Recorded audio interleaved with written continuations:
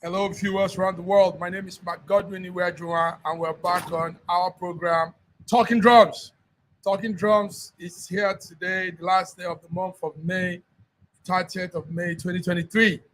And as usual, I have my colleagues from all the parts of the world joining me in Talking Drums. Talking Drum is our program where we look into various issues. We reason out together. We dialogue, we check into occurrences, events, things happening around the world, and as that affects us, Africans, Nigerians. So you're welcome to Talking Drum today, and you all know what is happening in our country, Nigeria. Presently, yesterday we just had our presidential inauguration ceremony in the capital city, Abuja. Yes, Nigeria has a new president in person of Bola Ahmed Tinubu. And yes, we had the inauguration party yesterday.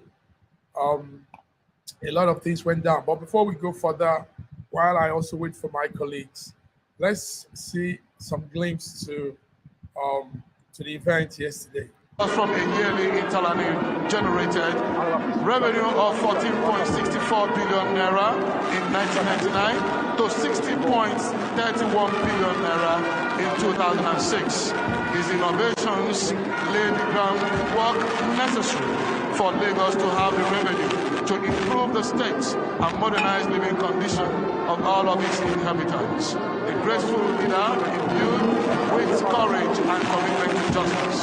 Bola Tinubu combines practical, political acumen, strategic vision, and moral principle.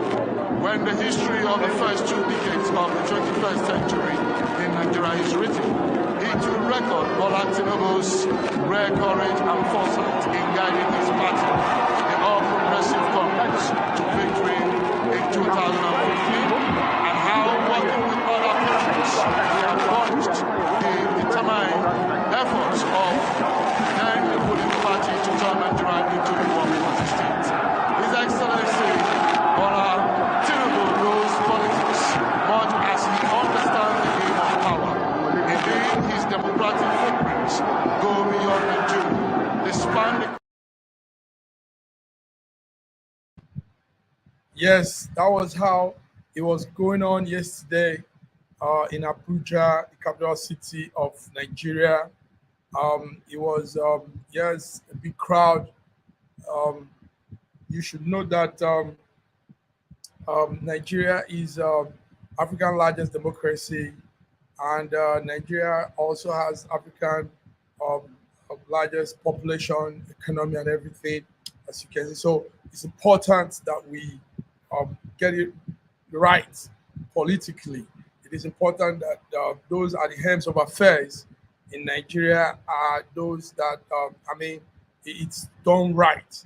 So we all rejoice, we all celebrate and congratulate the new president, Bola Ahmed Tinubu. But surrounding his accession to leadership is the issue now. But before we go into some of that, let's also announce that in his inaugural speech, he made a very good. He made an announcement that there has been an age-long announcement we've been waiting for in Nigeria, even though somehow it doesn't really benefit the ordinary citizen. But Bola Ahmed Tinubu announced that a decade of long subsidy on petroleum products has been taken off. Subsidy is gone. He told that crowd of people right there in Abuja, and he also gave some announcements to that effect. So Bola Ahmed Tinubu has been sworn in.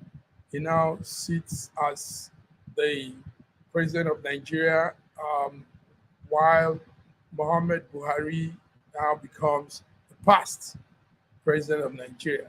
So, but in all of this, far too many people still believe that the LP Labour Party presidential candidate won the election.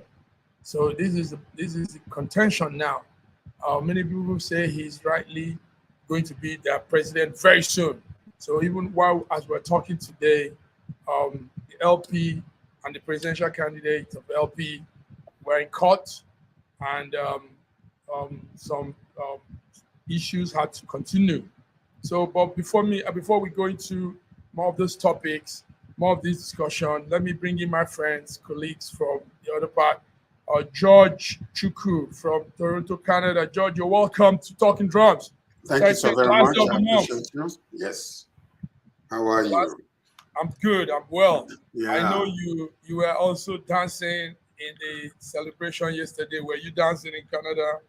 Well, I rejoice for the transition that went smoothly, and I'm very thankful, and I follow the rest of the world to congratulate our new president, Jagaban. Jagaban. You know, yes. So I just hope that while he's still there, that things will be done equitably and fairly the way it's supposed to be done, because we have suffered 8 long years of inept government and corruption and all kinds of things that went on. But while he's there now, we're just looking forward to, a better governance for our people, a passion for the poor and for those that are, those that are suffering in our country. So I just want to welcome the viewers from around the world. Here we are again to drum the beat of the voiceless and let the world know how Nigeria is faring and talk about politics and diplomacy around the world. Thank you, Mark Godwin, and welcome viewers from around the world. Thank you, George. Thank you, George. Good one, good intro. George, let's run another clip. I've shown a previous one to our viewers. Let's see small of what happened yesterday. Then we'll come to it. To me,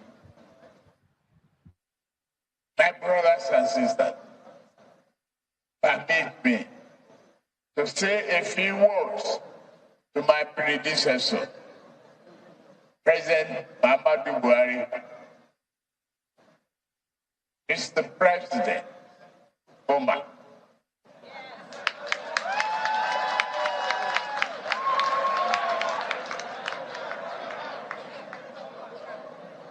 You have been an honest, patriotic leader who has done his best for the nation you love. On a more personal note, you are a worthy partner and a friend, and may history be kind to you.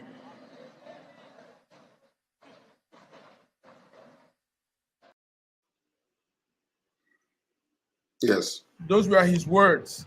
He was making reference to the outgoing, the former President Muhammad Buhari. He said, "May history be kind to you." He gave some accolades. But George, did it go well for the 8 years of Muhammad Buhari? Are there any reason why history will be kind to Muhammad Buhari? Well, there is two sides to every story and two sides to history. Mm-hmm.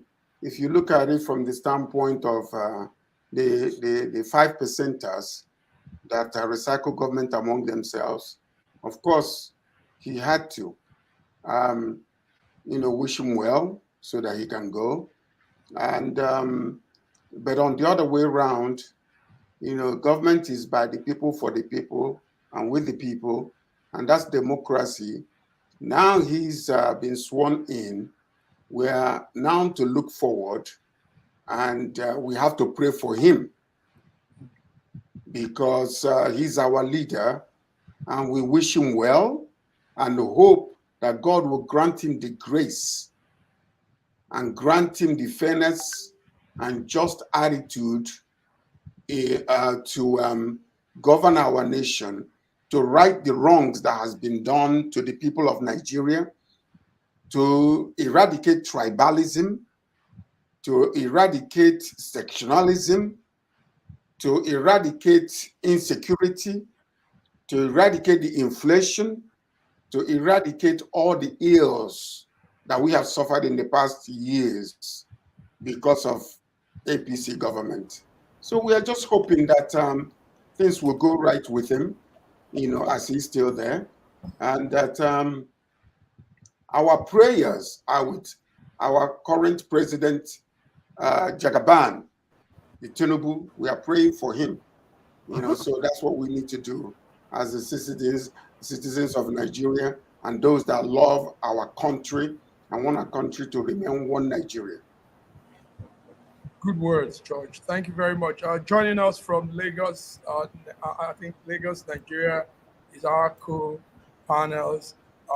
Dr. Okafor, can you hear us? Are you connected? I think I can hear you, yes. I have a bit of a connectivity issue, but I think I can hear you and I can see you very well. Don't worry about your screen. What's important is hearing you, and you being part of today's beautiful episode of Talking Drums. Talking Drums is part of your initiative, and it's a good thing. We're here talking. Viewers are listening. Dr. Okafor, yesterday you probably witnessed it firsthand too, being in Nigeria. Can you just give a small summary of everything, that inaugural event, even though different opinions, different views from different people, but what's your take on that event yesterday? Well, I think obviously I didn't have the privilege of attending the event in person in Abuja. I am in Lagos, but I think one of the most remarkable, one of the most notable things about this, and this has been the case since the election, the winner of the election was announced, is the deafening silence, on the part of the people. Yes, of course, there must have been a lot of partying, contained studio cans, arranged partying in Abuja, but it's not reflected on the streets. Everywhere was quiet, everywhere was sober. A few people went about their normal activities, their daily routine, but it was a holiday, and so people just stayed back. Of course, you can always get into the occasional discussion with a few of your social contacts that you meet along the way, but there's that very striking absence of any sense of celebration. And of course, we know why, because the whole episodes of the election and the announcement of the results and everything that followed is still mired in controversy and consternation on the part of the electorate, who still feel that they were deprived of their mandates. And of course the case is still in court, and the antiques playing out in court are not very encouraging, where judges are not available to give verdicts on the suits brought before them by the litigants, as we saw on Friday when the judges were absent from the case brought by the LP to move for a deferment, a stay of the inaugural activities the following Monday, which was yesterday. So, I mean, this doesn't bode well for democracy. And that's the sad part of this. And that's the part where people get very quiet because, there's really no stopping the engines of a state from moving on. And you find a few dignitaries, work, being present during the occasion, Kenyatta, for example, and people like that from Kenya. But I think Nigeria would have deserved a far more glorious, far more, brilliant, far more celebration worthy inauguration. But for the facts that have occurred. Now, be that as it may, and as Sir George said, it is what it is. We have a lot to now, make up for. We have a lot to now, counter in this apparent, theater of the absurd that has been our election, uh, presidential election. And so we are hoping that having been, put in place as a president of the Federal Republic of Nigeria, that the new president, His Excellency Bola Ahmed Tinubu, and his team will go forth to do due justice to the needs, the very, very severe dire needs of Nigeria in improving the lot of its citizenry. One of the first things he did was to announce right there during the inaugural speech his determination to remove fuel subsidies, and that has caused, right from day one, a lot of grief and agony on the streets as the marketers of petrol, of course, doing their usual thing, shut down their petrol stations, and we have almost zero supply on the streets. So people are completely left hanging. People who take transportation cannot get buses. People cannot go about their businesses because there's no fuel. And that hinges simply on the fact that such an announcement was made before,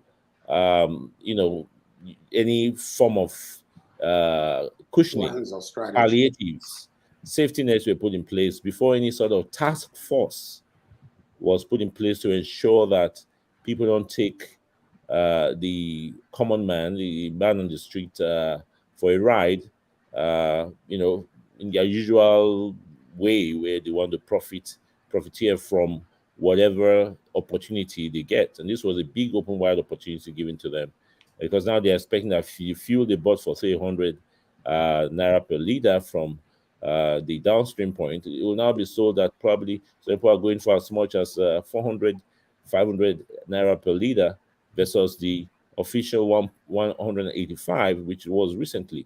So, in other words, you have put the common man on the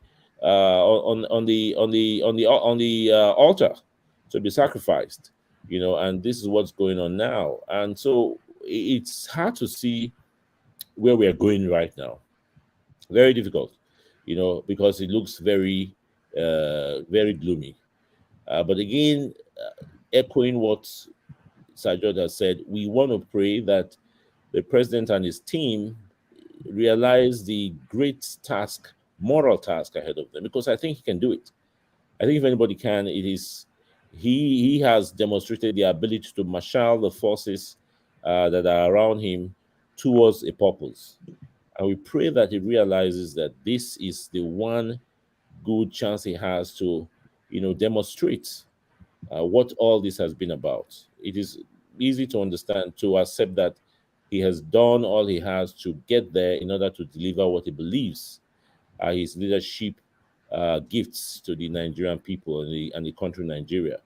And let's pray that this is his focus, where he works hard to reduce the corruption in the system, work hard to create infrastructural development, work hard to create industry, provide jobs, reduce the inflation rates, and all that. Because I know if His Excellency Bola Ahmed Tinubu sets his mind to that, and not allow his cronies to take over like we saw with the past administration, where things were basically run by a network of people who hang on to the president and the presidency, and nothing went anywhere.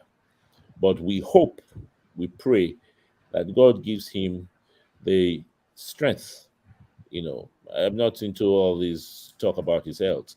If at that age you run around and you don't sleep and you don't rest, as you have to do on the road to a presidential inauguration and a presidential election, I'm sure most of us would fare even worse than he did.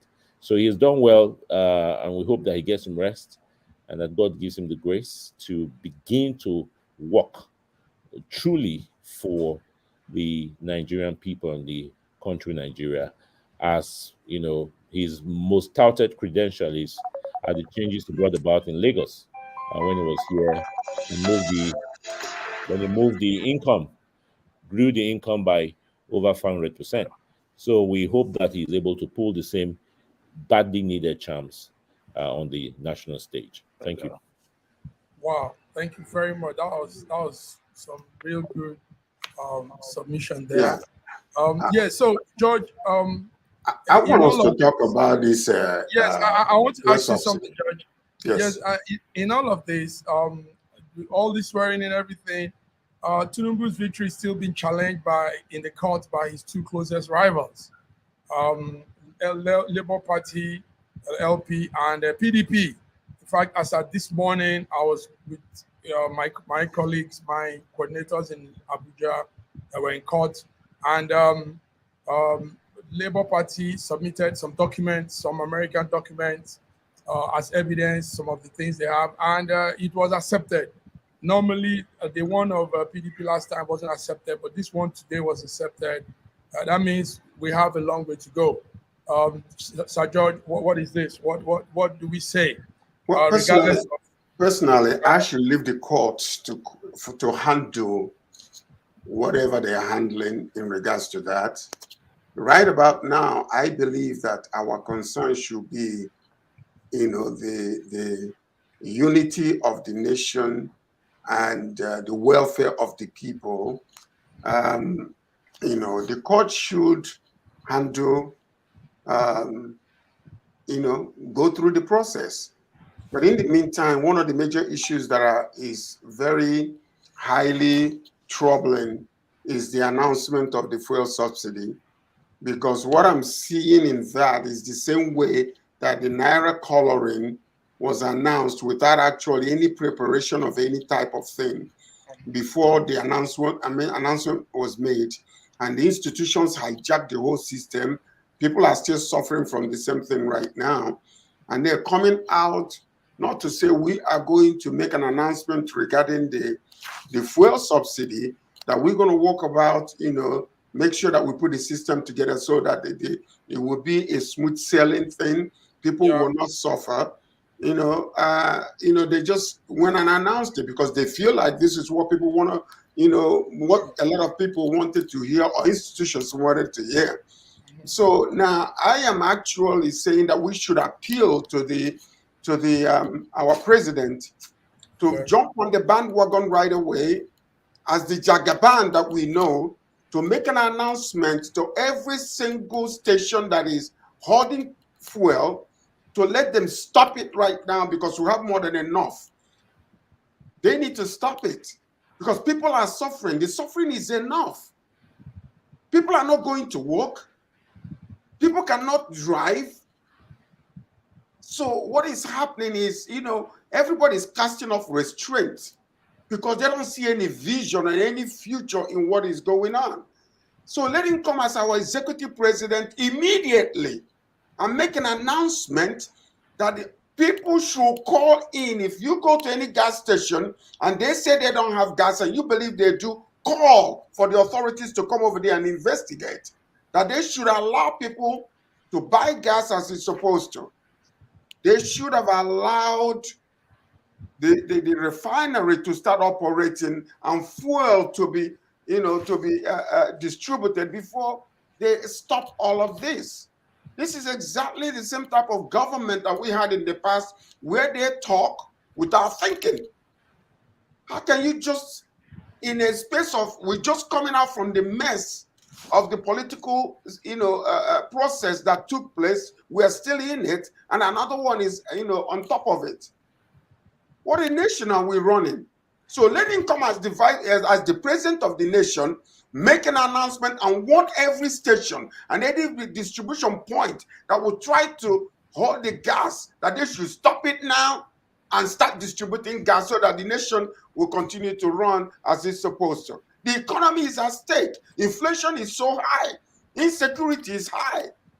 So this is what I think he should do right now. He made that error by announcing it the way he announced it. Let him correct it immediately. He got the power. He got the power to get there. So let him use that same power and that force to announce and let everybody, warn every single individual that is causing this chaos in the nation, to stop it now. So, Okay, Mr. let's President, hear. we are Let's asking hear. you, take Yeah, authority and do what you have to do immediately. The immediately. nation is in chaos. People are dying and suffering from hunger.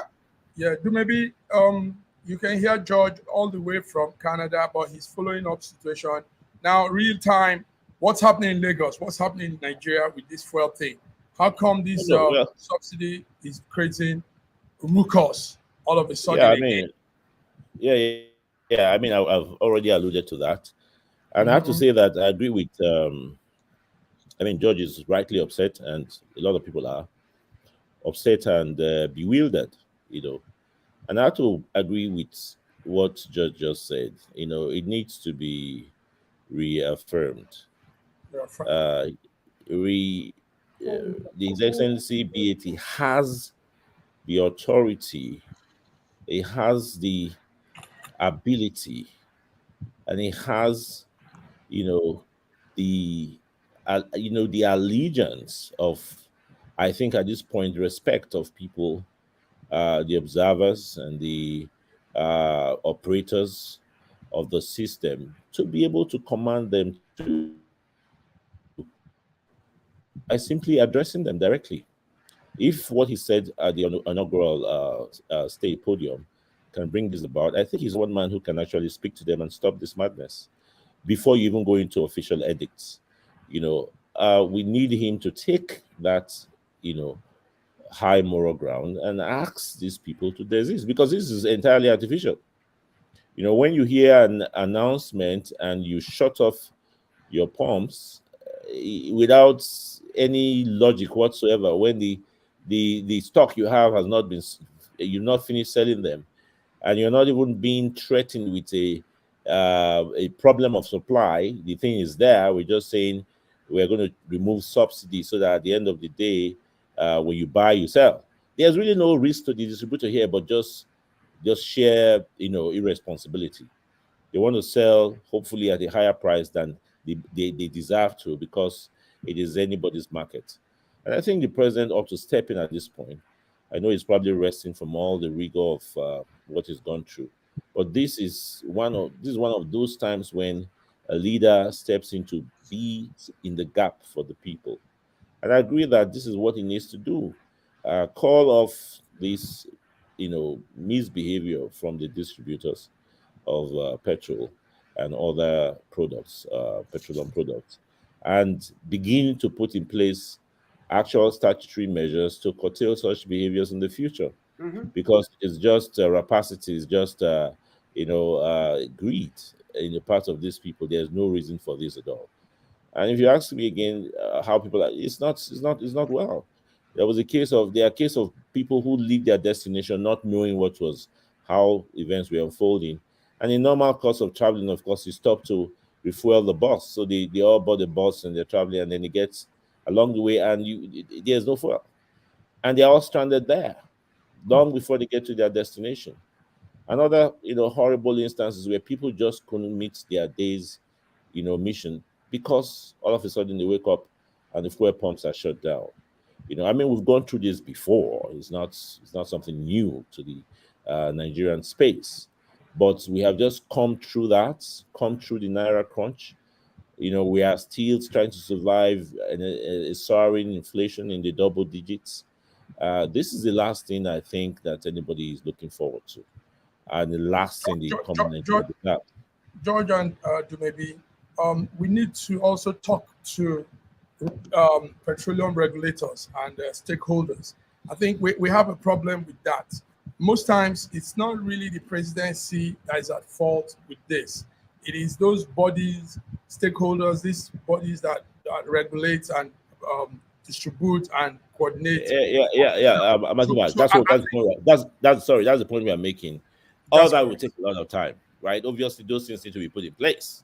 But we're saying, as an expert, as an immediate action that can be taken to try to solve it, the president should come up and speak to the people and try to control these, very wrong, and very dubious actions from the operators of the petrol distribution system. So while they are doing anything else of petrol, we're asking for something to be done immediately, outside of whatever statutory procedures can be put in place to control this. It's like, we're talking about, fighting fire here, firefighting. So we need some help. The people on the ground need help. And if that's throw into the play at this point, that would be appreciated. Let me put this to George while we begin to round up. When you have a situation of a country that doesn't follow the rule of law, I mean, to be honest with you, the presidency is still being contested. It's not as the whole act of election and everything was not as transparent as it should be. Now, when you have a country that is like this, everything is done in the mambo jumbo kind of way. Will people follow presidency's edicts, policies, statements, and all that? Will the masses follow when they know the man there, they didn't vote for him? The man too has impunity. He's running on impunity ground. So what do you think happens, George, with a leadership like this? The leadership that the people don't have confidence. Normally, sometimes some people will come and vote and put a vote of no confidence. George, what do you think? You have to understand something. One thing you have to understand is, when they were operating in this system, this is the system that they have known for the longest. So when they were saying it's my turn, you have to understand the message behind that. When Buhari was actually saying, 3 times I vied for the presidency and I was in court for 30 months and nothing happened, you have to get the hidden messages behind what they were saying. All he was trying to do to tell you is, well, I've done this 3 times, nothing happened. And therefore, this one is coming in. He's part of the system that actually put him in there. And, for 8 years, he helped the first time, helped the second time. When it's his turn, he said, it's my turn. Oh, please don't disenfranchise me from the system because we work together. And then when they put him in there, come on, every intelligent human, called Nigerian, know what is going on. We know, but he's there now. All I'm saying is my hope. I pray for his health. I pray for his strength. I pray for wisdom of God to lead him and guide him, because this is the kangaroo system that they have used in the past and they're still using. If a new system comes up and they're going to use that system to change, the governance in Nigeria, we should embrace it. But that's the system we're supposed to be operating from in the beginning. So, and the truth of the matter is, I want the man to be well. I wish him well, and I wish him strength and wisdom. So please make sure that there is a balanced way of, governance, where every region, every state will be equally affected. In choosing those that will work with him, be fair, be just. That's all we're asking. My passion is for the people of Nigeria, that every decision made, wrong or right, will affect. That's all I'm looking for. So that there'll be good governance in Nigeria. If this man comes out tomorrow and begin to, bring the economy to the place where Nigerians are enjoying, everything will come down. You know, but all I'm looking for is the welfare of the people. Right now, this is where we are. Let's pray for the man, for our new president. Let's wish him good health, wisdom from God, and fairness and equity. And don't forget the Easterners. Don't forget the Easterners. Don't forget the Easterners. You may be Don't wrap forget up the with that. Easterners. What do you say? Yes, it has not been very balanced with all the sections of Nigeria. Even the minor tribe too. They are not well represented in so many things when it comes to policies and a sovereign country. What will you say to this outright? 1 second before he answers that, I want to point out something to you before he answers that, because he's a medical doctor. But you know now that the licenses that are given to a lot of people, pharmaceuticals and people that are importing drugs, because a lot of Easterners are in that section, are being, held back from them. So these are systemic tribal sentiment that is really working against a section of people. I mean, what do you want them to do? You refuse them governance. You don't want them to go and be on their own, yet they're there. You're suppressing them. It is not right. Let's fairness be fairness in Nigeria, please. Let's work together and look in the same direction together as Nigerians, because the land is for all of us. So it's not for the Fulani, it's not for the Igbo or Yoruba or Ibibio or Hausa. The land is our land. It's one Nigeria we're looking for. But let's do something that is fair. Doc, I'm sorry, but I just wanted to. No. I mean, that was actually that was exactly what the point I was trying to make. That this is when we say give fairness to the Easterners. Mark was sort of trying to go there. It's not about having them present in government. It's about changing this 4-decade-long, habit of suppressing infrastructural and business enterprise opportunities, towards the Easterners and towards the East. Very little has been done to develop infrastructure in the East. The second Niger Bridge has been a project that has been on the drawing board for a long time. I think this last administration took some effort to eventually correct that. But this is an area of great, entrepreneurial activity and movements and efforts, and yet you find very poor roads, epileptic electric supplies. And when it comes to policy, like Sir George was talking about, things apparently seems to be, be done to hamstring the effort of this section of people. Of course, being in government is also important, being fairly represented. But I've never been one to think of, modern democracy that way. Any Nigerian should be able to serve, as long as they are qualified and they merit the position. But the policies therefrom should be fair towards all sections of the country. And so far, we don't see this happening, especially where the East is concerned. That needs to be addressed, and that needs to change. Thank you very much. Railway system is another one. Yes, you know what we'll do, gentlemen, on a particular Talking Drum episode, we're going to talk about the East, because also don't forget the governors of the Eastern region are also to be blamed. In fact, they are the number one culprit in all of these infrastructural the development you're talking about. They are not, when contracts, when allocations are brought to them, they don't do it. So it is them that is my number one target when we refer to this. And also, it's them that should also get this, ensure that the federal brings this progress to their region. So we're going to have a time for this, and I'll open up to you also some of the secrets you don't know about the East, some things, some projects that United Nations, WHO, so many organizations have come to do in the East, and governors jacked it up and never did it. Yep. So Yep. yes, some other time we'll talk about this. So on this note, gentlemen, thank you very much. We ran Talking Drum today, a few minutes late, but it's all good because you guys gave some very good insights. So viewers listening to us, we have some viewers here Yes, yesterday we've done our inaugural ceremony. Nigeria has a new president, Bola Ahmed Tinubu. We watch how events unfold while he's also being sworn in. The court is still looking into two close rival parties that are contesting his leadership. So on this note, we want to say thank you very much for being with us. George, thank you, coming all the way from Canada. Continue to monitor the events as it's going on. Odumebi, thank you. Let's get more info on ground from you there in Lagos.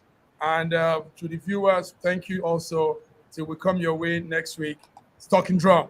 Bye-bye.